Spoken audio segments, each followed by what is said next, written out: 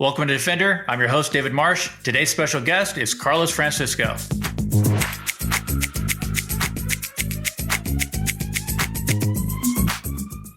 All right, Defender would like to welcome Carlos Francisco to the show. Carlos's experience includes law enforcement, working for the Walt Disney Company for 20 years, security director at Cedar Fair, Great America, Amazon, and currently working as regional security leader for a Fortune 50 company, and is the author of So You Want to Get Into Corporate Security.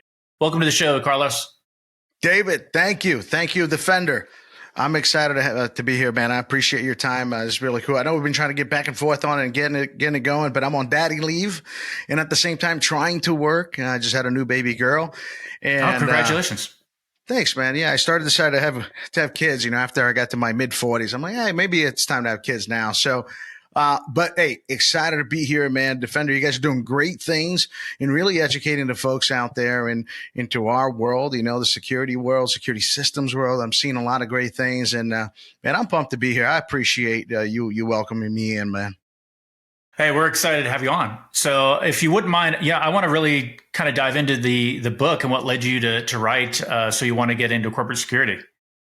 Yeah, I'll make it pretty quick. I've always been a huge fan of the military folks and the law enforcement folks that are out there. I've had the great pleasure, like you mentioned, to start my corporate security career with the Walt Disney Company. And the beauty about the Walt Disney Company is that everybody that retires decides to move down to Florida. I don't know what it is about it. And when they do, they get a little tired. They say, I'm going to go work for Disney. And to get away from my wife or my husband, whatever the case may be. And I've had some amazing leaders. I mean, up to one-star general that led me one time at Disney, NYPD, captains that were there September 11th, So, but one of the things that I've always noticed is that a lot of them had this difficulty in transitioning from the military sense of the world, the law enforcement sense of the world, into this kind of corporate security world, right? It's no more kicking down doors, guns. How do I do it? And some amazing leaders that I had actually failed at that transition. So I said, okay, I know you're a good person. I don't know what happened. Let me see if I can. And so I started to design a way. I'm like, how do I translate? Hence comes the corporate security translator, which is the moniker I use a lot. How do I translate that world of corporate security into folks that are, exemplary leaders, 20, 25, 30 years into one of the most difficult businesses in the world to translate them and put them into a good position when they come into corporate security. And I was just a love for that, and that's how it started. What's on your radar right now in terms of just security in general and what's going on in the world? What's sort of the big stuff that you're paying attention to? Yeah, I mean, for me, I try to keep it real small, David. As much as I want to be some kind of geopolitical professional that knows the entire world and all its weirdness, I tend to stick with what I know, and I've become pretty good at it. So for me, I focus more on what's going on in the U.S., what's going on in the areas where I operate, what's going on in the things that I can control, right? Not so much of the stuff that I cannot control. I was just asked on LinkedIn a couple of weeks ago if I can translate what's going on in Israel to the corporate sense, the corporate security sense. And I told a gentleman, I said, I'm sorry, I'm many things, but one thing I'm not is a geopolitical person that's covering that area. So for me, I focus on things that really are close to my operations, threats that are close to my operations. And I just happen to have one of the best intelligence and investigative team that really helps us accomplish those things. So I'm very thankful for that every single day, that we actually have the budget to operate with those amazing folks. Yeah, I wanted to actually touch on just data centers in general and sort of your scope. We were talking about that a little bit before we started, and I'd love to, get your insights on the data center and security within that sphere. Yeah, absolutely. The beauty about data centers is that it truly is, though, I work for a private company. We are holding a lot of people's data, and ultimately we are the communicators to the world of what's going on. And so we, in a sense, become critical infrastructure. Yeah. Not as you think, in a government sense, David, but, not roadways but a lot of the data and communication does come through a lot of these companies that you see out there that hold their data in data centers. So for me, we're critical infrastructure. The thing about the data center world, I mentioned a little bit earlier, is that it's continuing to grow and it's not going to slow down anytime soon. Yeah. As a matter of fact, today, I just spoke at Data Center World in Austin, and one of the numbers that kept on popping up was that it's $320 billion business today, and it's going to turn out to be a $525 billion business at the end of 2025. So if you think about this, right, we're at the end of 2023, in 2 years, this thing is almost going to double in a way. And it's true because the growth doesn't stop. And because I'm well connected to it, I mean, you could just plug in new data center opening on Google and you will see lines and lines and lines of it. So the beauty about it's the way we go about securing the building. And primarily, it's really for compliance based, in certifications, because we got to make sure we're compliant with everything from Europe, GDPR. India is coming out with their own GDPR compliance. The U.S., but we secure for compliance. Because we're so secure, the threat of like Batman, all of a sudden turn bad, coming down, on a dark airplane up in our roof and down the louvers and Ocean's 11 type deal, that barely ever happens. But here are some of the things that are huge for us. A great fence line is huge for us. Access control. Oh my God. Camera systems, extremely important for us. And being able to maintain all of those. Intrusion detection systems too is big for us in some parts in some areas. So huge business. It's still a niche in our industry, David, for the security folks. And I highly suggest, look, if you haven't looked into the data center world, and you're either transitioning or right now you're trying to figure out what's your next security thing, data center is going to have a great opportunity for everyone.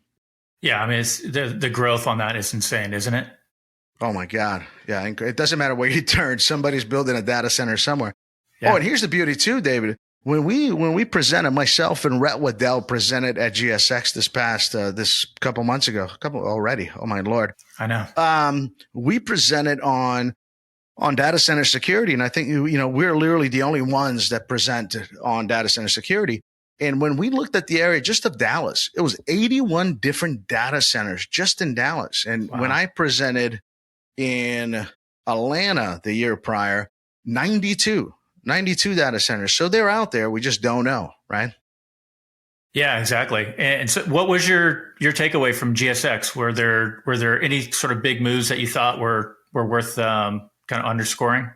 For me, GSX is a little bit different for everybody, Dave. And for me, it's really trying to find a technology that I believe that's going to just take over the world. And there's some good ones out there that I thought were important. So I'll take this answer in a couple of different ways.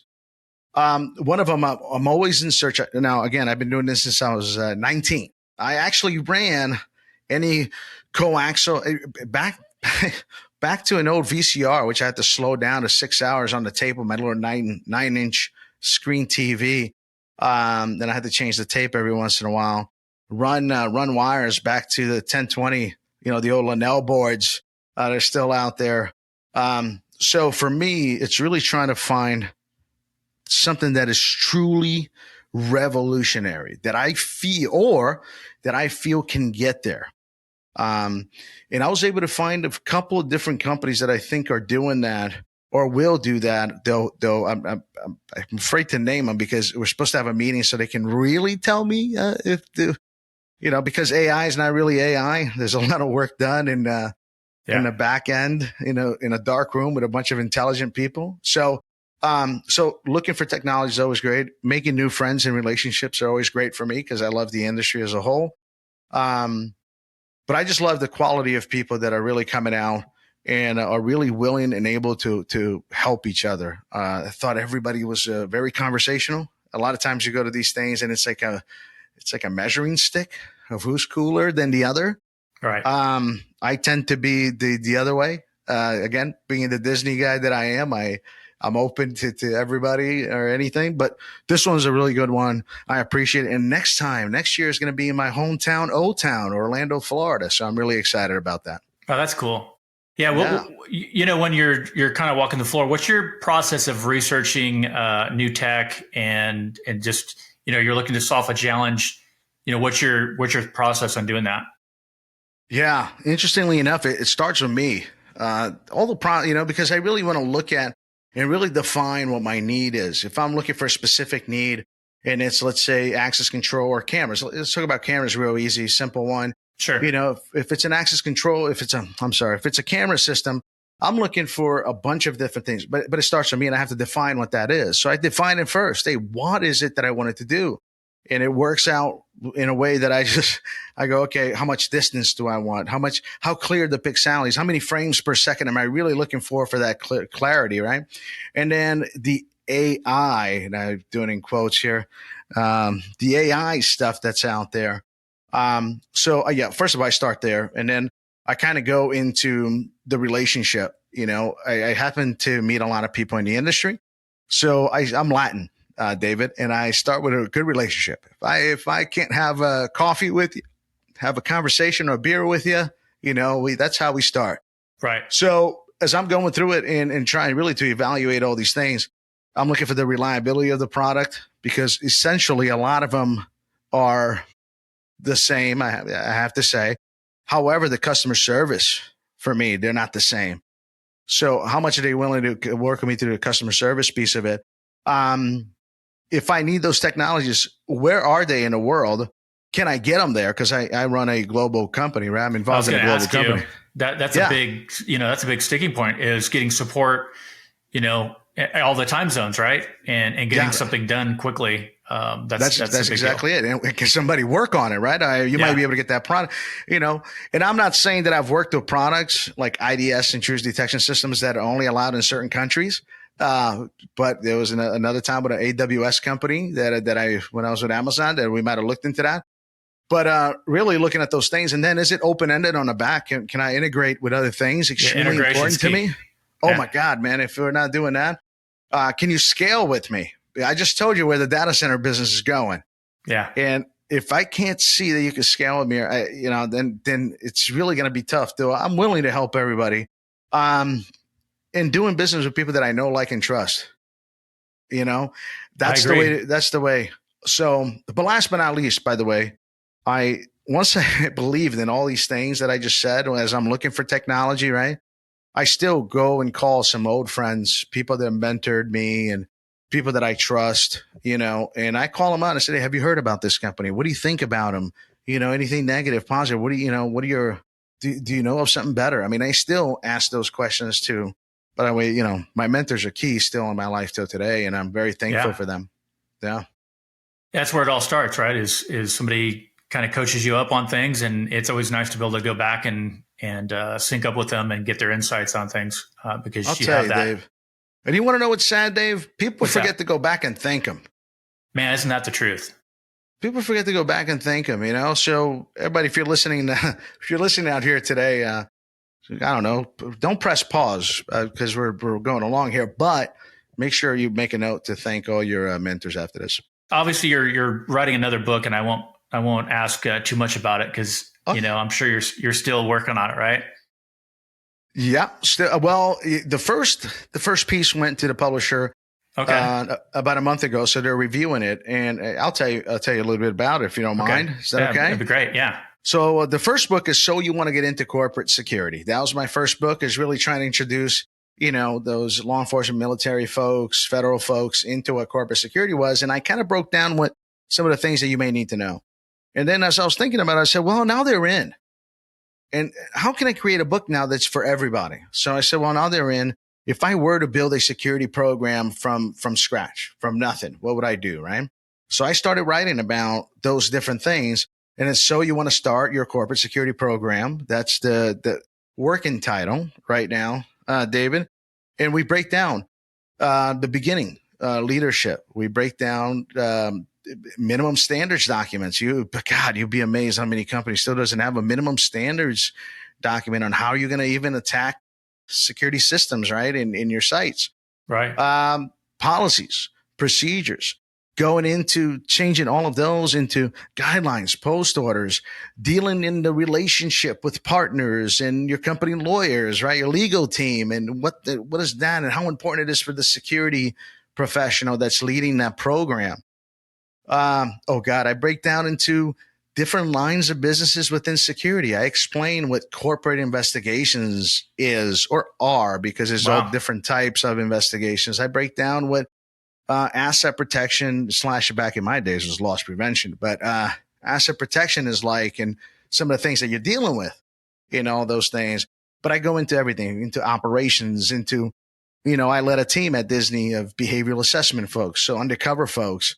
Um, so all of those different lines of business, from HR to finance. Here's the thing. I break down finance. I break down what it is to be part of an RFP and how to lead an RFP and how not to get in trouble while doing an RFP. I lead, oh God, I lead conversations on, if you're going to get a vendor, here are some of the things that you need to think about as you're hiring this vendor, Well, that's so great advice then, because that's one point I think a lot of security professionals struggle with is the RFPs and putting those things together and going to legal and being able to explain why you need this and justifying that and getting funding for it, and then doing some sort of bid is, can be a lot of work. yeah, and breaking down, corporate risk. I think another thing that I learned in our industry is that Yeah. people that come from like the military law enforcement side or are brand new to security, they do everything on through an idea of what their past was like. A lot of policies they're putting forth are based on, I don't know, maybe some international treaty, David, that they were part of, as in the military or law enforcement. Think of a criminal statute within a state, and they're like, okay, well, if my team members are doing this, then we must write a policy this way, so I kind of educate through the book, really, those differences in thoughts and ideas. But going back a little bit to the RFP part, like, it's very important for people that are out there trying to get any vendor. It could be just a contract guard force or any vendor to really focus on some things. And I actually took a couple pieces, bullet points from that RFP part, David, if you don't mind me just sharing with them. Sure. Go for it. I'd love to. Yeah, here's some things when you're looking at this stuff, and you can look at their bill rates, you can see what they offer, right? All the simple stuff, what technologies they're bringing into the field and not. But here are some things that we forget to look at. How are the companies doing financially? It's something that I like to look at, because I want to make sure that they can do my business, run my business, and not getting paid until about 90 days later. And a lot of times they won't have the finance to do that, especially in the bigger business. What's their leadership structure like? For me, very important, coming from Disney, are they a customer-centric company? And then are they training their people in customer-centric education, however that is? But then background checks on the company's leaders that I'll be working with directly, their stability again on finances. Are they licensed? You'd be amazed how many people come to work at your state and they're not licensed to work on that state, or their Wow. license lapsed or something like that. I mean, I see it in the news all the time. I forgot what city it was. They just hired a security company that half of their leadership had like felony criminal backgrounds, and they were just, and the city gave them $600,000 for the year to run their license in their little downtown city. So things like that. But are they licensed? Are they insured? Right? Some people forget, like, that's part of it. Are they insured? How much? And what's their liability? Their history in the business market, being able to ask other people if you had them, haven't had them. I'll stop with even Department of Labor websites, or how many complaints are about them, how many. So I'd look into all of those things, David, and the criminality behind the company, right? I'd look to see how many times they've been sued or not sued, or their people have been to court or not court and representing, whatever the case may be. I do a heck of a lot of work in making sure I'm working with the right people. Yeah. I mean, and if you balance that between, to me, I think about a vendor as a manufacturer of a security product. And then Right. you mentioned education. I'm really huge on that. And that was what we're really trying to bring to bear is, how to make it easier for end users to grab the information that they want and understand how it solves a problem, not just know about a product. Meaning, most of the stuff that I see, Carlos, it's sort of like the product pitch. Like, here's a product, here it is. Check that out, and you should get it.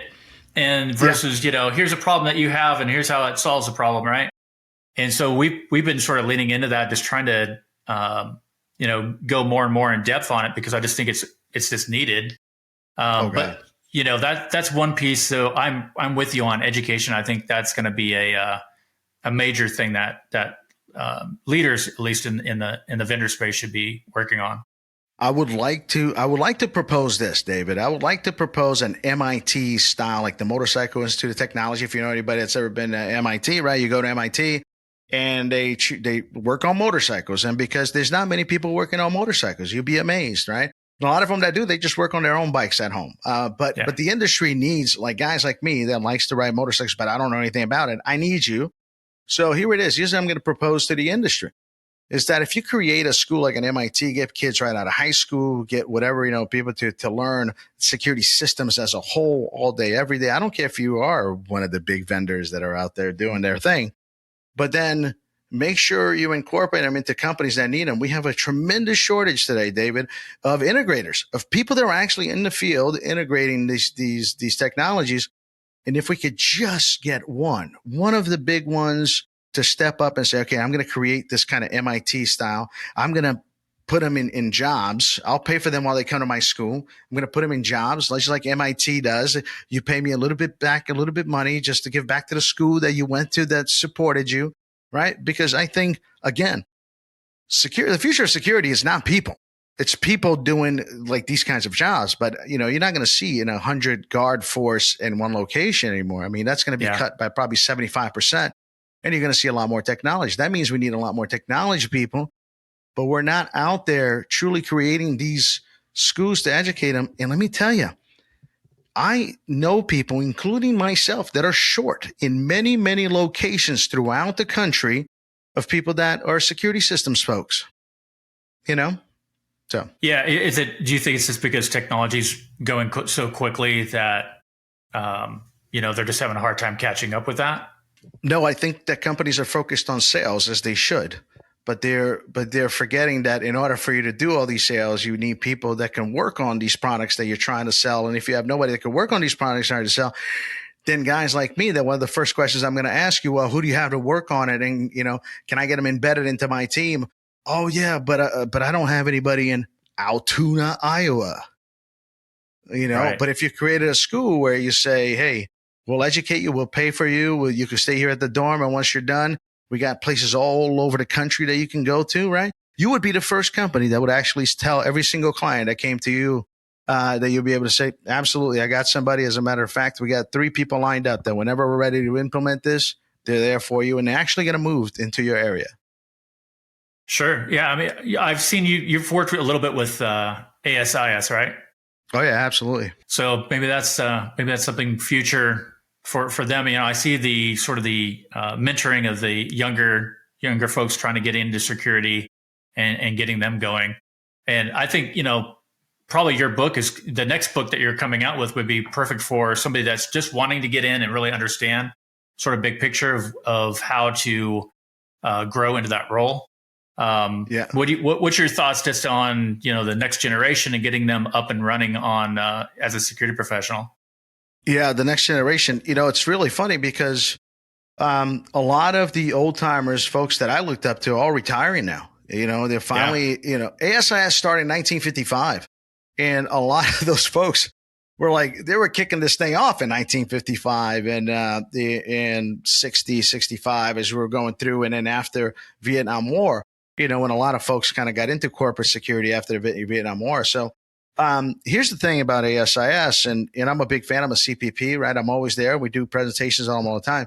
But I think that we as a whole need to evolve from a lot of that, what I just said, 1960, 65, 70 stuff.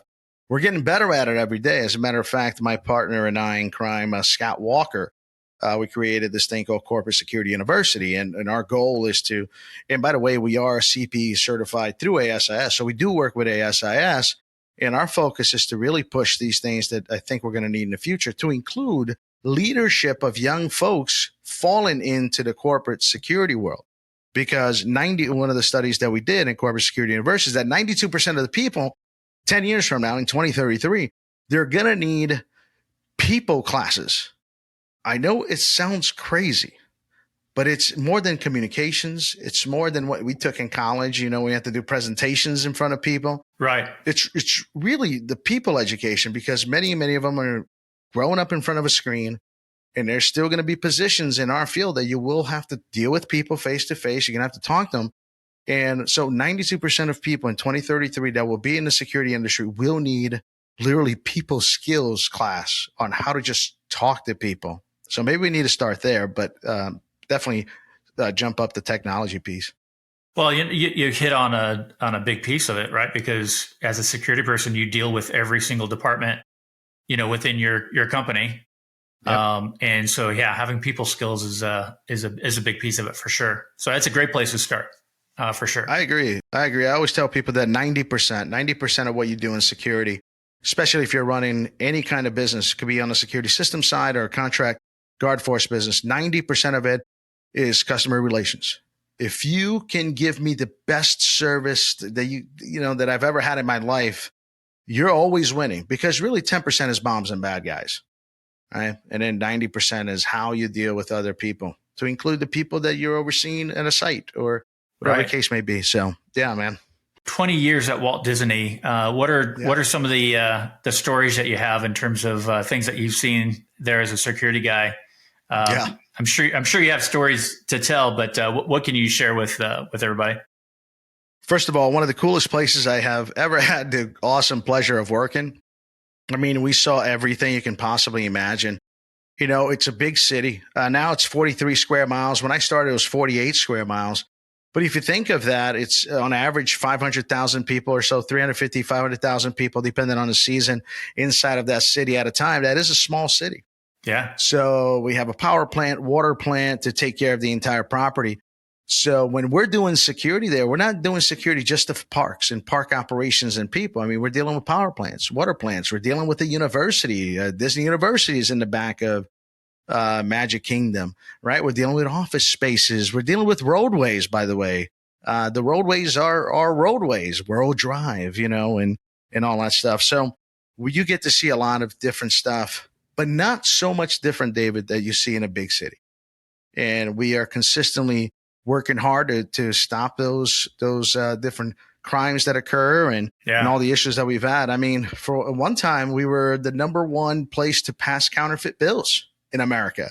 Wow. Because, everybody goes on vacation. It's normal for you to have a $100 bill. And that's the bill that's used mostly to counterfeit, right? To be counterfeited. So that used to be the number one place. So we're dealing with a lot of that. Back then, I mean, we were dealing with check fraud.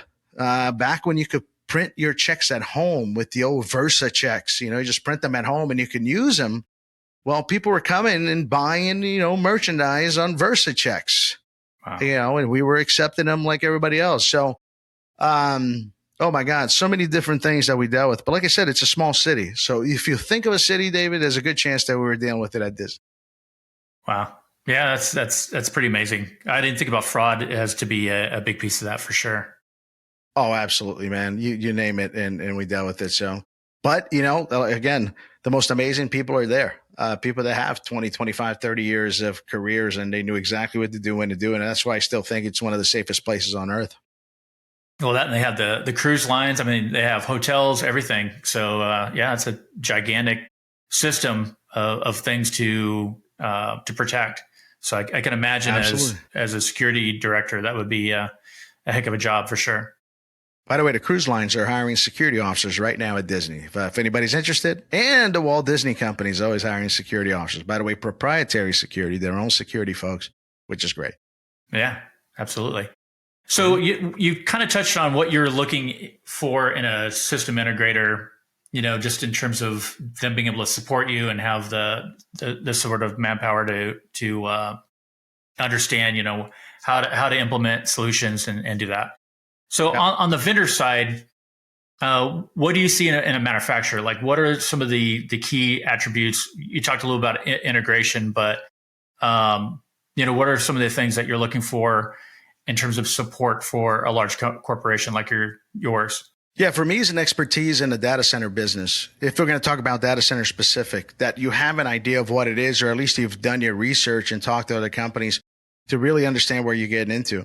because you have to have a deep understanding of compliance and certification in that field. Everything from SOX, right, to SOC 123. We dealing with credit cards, so PCI DSS. If you understand how important your system is to me in maintaining those compliance and certifications, and you can actually tell me that, you can articulate those things right away. You have my ears, and I'm automatically listening to you because I'm like, this person knows my business, and that's really exciting. Again, the service that they provide to me is huge. If they can provide me an awesome service and somebody's coming back and always answering my questions, and whenever I have an issue, you and I don't have to have a fix this thing SLA within 8 hours. You automatically try your best to make those things happen without me having to put SLAs on some kind of statement of work, right? If you're doing those things, are great. For me also is the culture. What is the culture of your company compared to my culture? And are we the same? Because if I hear that you're treating people like crap, because by the way, it gets around. We know this stuff, and they talk. People that are working at my sites, they openly talk, man. And if they tell me, I work for a pretty open company, and we're a pretty cool company, man. We're open to everybody, and that's a beautiful thing. But if you're not doing those things, I'll know about it. And then you got to make sure your culture is right. And then if you can provide me with some data like security stuff, if you can really show me where your system, whatever it is focusing on that, on my sensitive company data, right? You're a winner too, because I deal in data privacy in the data center world. And if you can talk to me, it's like you're singing in my ears, Dave, when you say those things. So, but yeah, those are the kind of things that I look for.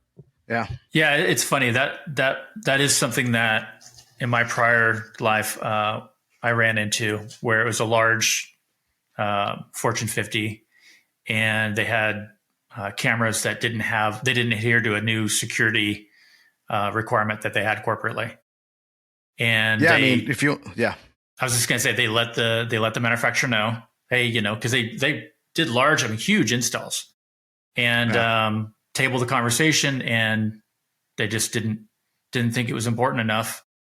So they got swapped out. So it does happen where, you have to really pay attention to the customer needs and requirements, and understanding that, when they say something's really important to you, and having that relationship you kind of talked about earlier, where, you're talking, and if I was working with you and where you're like, hey, this is really important to me, we got to have this done, this is a new requirement, I need you to bubble that up to, engineering or whoever, or maybe we have another conversation with them directly.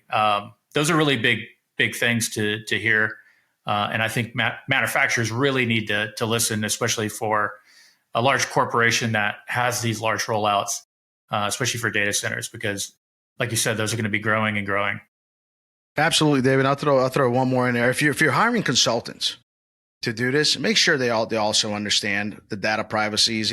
California has very specific, even down to emails. If it's this, you don't have a type of security within your emails, that's a problem. And if you hire a consultant that's unaware of those kinds of things, then that's going to be a problem, right? California just passed something, I'm kind of get away from this a little bit, but workplace violence. Every company now with 10 or more employees are going to have a workplace violence program, period, starting next year, right? If you hire a consultant that doesn't understand that law literally just passed 2 weeks ago here in California, then your company's operating without that. Well, there's a lot of that, especially in the data privacy world, a lot coming from Europe, that's kind of just, they're like, well, let's do it the same way as Europe. What's the most stringent place? Okay, let's just do our security that way and be done with it. Right. Yeah, it seems like Europe's led the way, like with GDPR, and sort of California was the first to really kind of emulate that. Yeah. And I'm sure more will follow. But those are huge things to pay attention to for sure. Absolutely, man. And technology, is getting better. It's getting better. 20 years ago, it was like, I was okay with just the old wood fence. Give me a wood fence, I'm good. And I'm a simple guy, David. It goes from that to just a chain link fence, and then now we have the old, anti-climb, anti-cut. That technology has changed, right? You got I don't know, ballistics fencing, which by the way, I don't have that need, and I wouldn't buy it, but it's expensive, I'll tell you. But even that, even access control too. We went from the old keys. I had a lot of keys. It was why you walked around with like a bunch of keys in your hands, and you're doing key assists all over the place down to the old, they're like, wait, the hotel industries are using mag stripes? Well, we can use mag stripes too. Then a lot of companies went to the old mag stripes on the access control, and then kind of kept on moving on, right? To the RFID well, I still see a lot of today all over the place with some kind of combination of keyless, Right. biometrics or whatever. So we've come a long way from 20 years ago. And surveillance, especially. I mean, oh God, I was lucky enough to be there right when it started. Megapixel came out, and it was just such a huge shift for the industry. Because Pixel Man was the most wanted man in the world, right? And you could just never get any good quality video at all. You're going through this footage, and so Megapixel really made a huge difference, and that was a lot of fun to be able to provide that benefit to customers. God. I agree. I mean, when we moved out of analog, it was like, Angels came out, and those are a lot of good stuff. And then when you were able to really break down the pixelities, I remember like 10 megapixels, like, oh, at 30 frames. Okay. Now we're doing something, right? And then it just kept on going and getting better. But you're right. When we started using those pixelity changes for alarms, like as intrusion detection systems kind of thing, I was like, okay, now we're getting somewhere, I'm looking at companies now that can bring that to the next level and truly call it AI. I'm looking forward to see not R&D in the back end, right, where we're inputting a bunch of software stuff, updates to the computer, to the camera itself, but to the software itself. But I'm looking for the day that it really becomes something just crazy special, machine learning, where the whole thing's learning by itself and it's moving by itself, and it's not just R&D put in the back end. I think there's some companies out there that are going to start pushing that even harder here in the next 10 years. Yeah, it's going to be interesting to see where it goes. Like you have the edge-based stuff where it's on the camera, but yet then you have the VMS, which is sort of the big brain, right? So you have all that information and all the different integrations going there. So, where is it going to be both? Is it going to be one or the other? It's going to be kind of interesting to see how that gets integrated.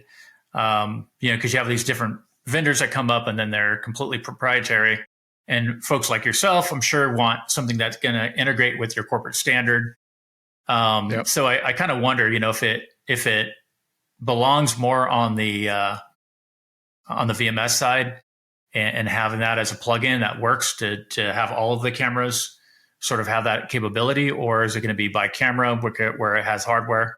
Anyway, we can go into feeds and speeds, but I'm just kind of curious what your thoughts are on, what would be your preference if you're looking at a solution where it's on the camera, as long as that integrates with your VMS and can pull that information in, that's great. But that's the part of integration. I mean, if you get that, in a camera that just integrate with then obviously in a VMS the way to be. And if we do that, incredible. And hopefully those things are getting smaller, or even on data. Megabits per second. I mean, even to be able to hold that much data in space, right? It becomes small. I mean, data centers, so the smaller the better for us, because it's getting huge. Yeah. But here's something interesting, David. How about starting a data center company that only holds security data, and it's the most secured place on earth? Just saying. Yeah. We'll be the cloud to security. Only security. It's funny. You think about how much of these systems too that are out right now are hosted, if you're cloud-based. So those are being hosted out somewhere. But yeah, no one's really consolidated that into its own data center for sure. Security only, I'm telling you. It's going to be the future. Awesome. Hey, let's do it. Let's make it happen, David. There we go. Just a few billion. That's all you need. So, what's your sort of share with the Defender community? You kind of know what we're building out here, and we're just trying to get more and more people within the security industry to really see that there's a huge benefit for catering to the end customers, right? Of what you guys are looking for, and hearing you and kind of educating on product. What would you like to see from Defender? Is there anything that kind of piqued your interest? Yeah, that's exactly it. It's more education about security systems, more education about what each one of those pieces do, how they do it, when they do it. There's a lot of folks, David, that come into our industry and they don't have the security systems background. Yeah. And a lot of them are still trying to figure that out. And it's one of the things that I put in my book, that if you want to understand corporate security, you might want to go and reach out to these companies and get an education on all of these systems that are out there and available. I think we're missing a whole lot of that in our industry, because we do have amazing folks that are cops, military folks, but a lot of those jobs, almost all of them do not deal in what's going to be extremely important here in the future. So we could do that. If we can infiltrate the colleges, universities, and the young folks, I usually tell them two things. I'm on the board of University of Central Florida, and I'm also on the board of American Military University. And when they ask me what are two things that we should be focusing on, I say, look, primarily cybersecurity all the way. Our data centers, that's still our biggest threat to our data centers. That's not going to change. But the second thing is security systems, because we need people, because systems are only going to get better, faster, and we're going to need more intelligent people to work on it, and we're going to need people to run the wires, right? That's still going to happen. So I tell them to focus on those things. So if we can have more education on that, especially on kind of the defender side of the house, a lot of what is security systems? How do they work? What is the point of them? How well do they work in different settings?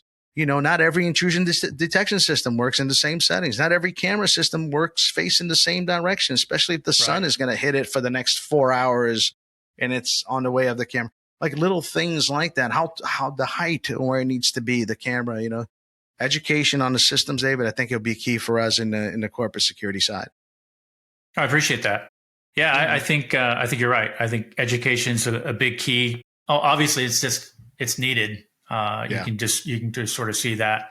So it's an area that we definitely want to help out with, and it's great to be able to just chat with folks like yourself, and just kind of go through what you think of the industry and what's going on in the world. So I appreciate jumping on, and you'll have to come back on, and we'll have to, especially when the book comes out, you'll have to come back out, and we'll just chat a little bit, catch up. We'll dissect it, man. We'll dissect it, and we'll definitely talk about those parts, like the technology side of things on our side of the world that are extremely important to the future. Yeah. Sounds great. Awesome. Well, thanks for coming on. I appreciate your time, Carlos. Thank you, and Defender, my friend. You're the man. I appreciate you. You got it. Take care. It was great speaking with Carlos. I hope you enjoyed the conversation and hearing from other security professionals in the industry. Now, if you're not already subscribed, click the link below, hit the notification bell for new episodes, and until next time, this is David with Defender.